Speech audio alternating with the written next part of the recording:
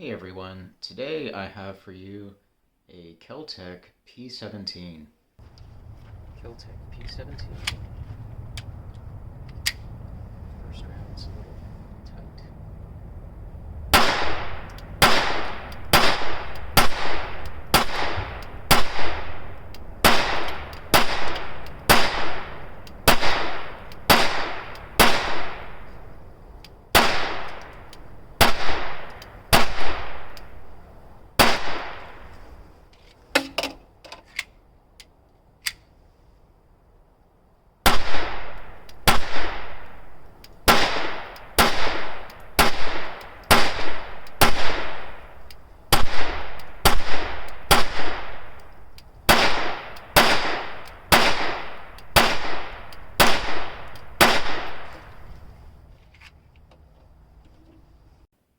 Alright guys, as per usual, this is not intended to be a full review, we're just talking about some noteworthy points. The Kel-Tec P17, there's some good about it, there's some bad, we'll talk about both. The P17 is called that because it has a 17 round capacity, 16 rounds in the magazine, plus 1 in the chamber. This is a very lightweight pistol, it weighs just 12.8 ounces. Unloaded with an empty magazine.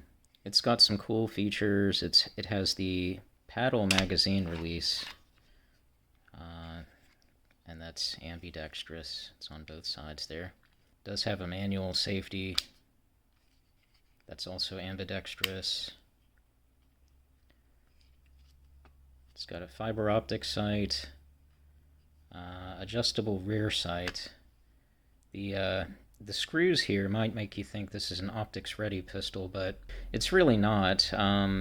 You can put an optic on it. You'll have to purchase a plate aftermarket, but Kel-Tec does warn you that the added weight to the slide may impede your function, so it might not work correctly. I have not tried it personally. Cool thing about this gun is most people who have them say they are very reliable. It has been reliable for me, even with the cheap bulk 22 ammo. One guy I know said that his functions even with Aguila Calibri ammo, which, if you didn't know, that has no gunpowder in it. It fires off of the primer only. So it's very quiet, it's very weak also, and most semi-autos won't cycle it, but he says his P17 does cycle it. I have not tried it. One thing I can tell you is, although it's a fiber optic sight, the front sight is not as bright as other fiber optics that I have used because the fiber optic tube is not as large, so it doesn't gather as much light. Other cool thing is the barrel is threaded. You have to put on an included threaded piece here.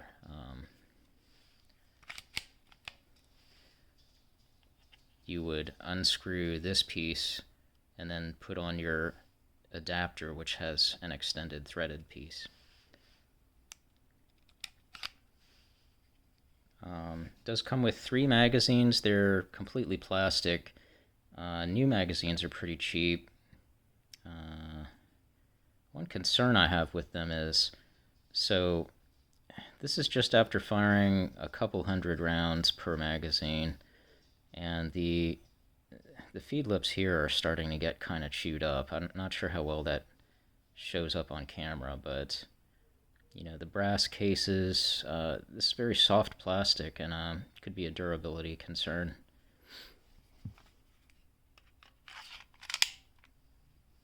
You do also have back here a hammer cocked indicator. You see it's red there. And when I pull the trigger, the red disappears. This is a hammer-fired gun. It's just a completely concealed hammer.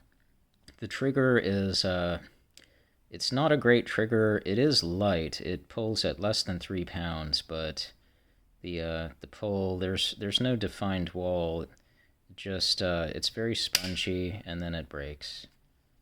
And the reset is pretty much all the way out. There's nothing you can feel. No defined reset. What are some things that are maybe not so great about this pistol? Well, so the grip is the first thing that I had noticed when I picked it up. Is it's very narrow and it's very, very long front to back. So it just kind of feels, I don't know, it's not the most ergonomic grip. I'm not sure there is any Kel-Tec with a really ergonomic grip. It's typical Kel-Tec construction, which, the frame is plastic, it's held together. Each half is held together with 500 screws. It's okay. There's really nothing wrong with the construction method, but it kind of feels cheap. But on the other hand, it is cheap. MSRP on these things, when they first came out, I think was just $169. Now it's $199 as of this recording. But to actually find one in stock, I had to pay well over MSRP. So, typical availability of Kel-Tecs is not that good. They sell everything they make. It sells very quickly, so you may have to pay more than you would hope. One thing about Kel-Tecs is, they do work. They are reliable generally, but they're all a little janky. So, let me show you part of what I mean with this is, like, here's the slide, right? The whole slide moves under recoil, and look at this back part. You see it's just flopping around, and I mean that's where your rear sight is. So, and if you did put an optic on there, is your optic just going to be kind of flopping around? It's probably going to affect your accuracy. It's not great. You can feel this moving when you're shooting, and it just doesn't inspire confidence really. As a little update, I've noticed that these screws were loose. I tightened them down thinking it might fix the flopping around problem, and it's reduced, but it still does that. Also of note, if you see this kind of blemished portion of the rear sight, the reason it's like that is when I got this gun, it shot so low out of the box, I had to lower the rear sight quite a bit.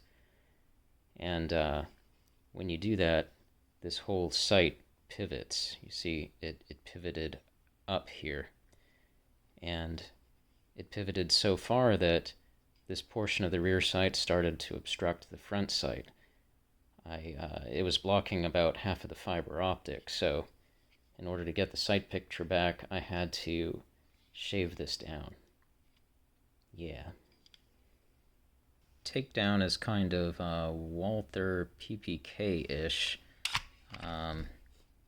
Pull down the takedown lever here, bring the slide all the way back, and then up and off. The barrel is fixed. Here you can see the hammer. There's the painted part of the hammer that you can see from the outside.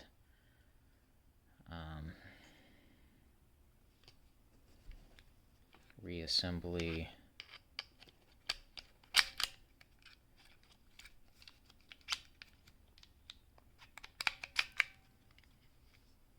Just like that.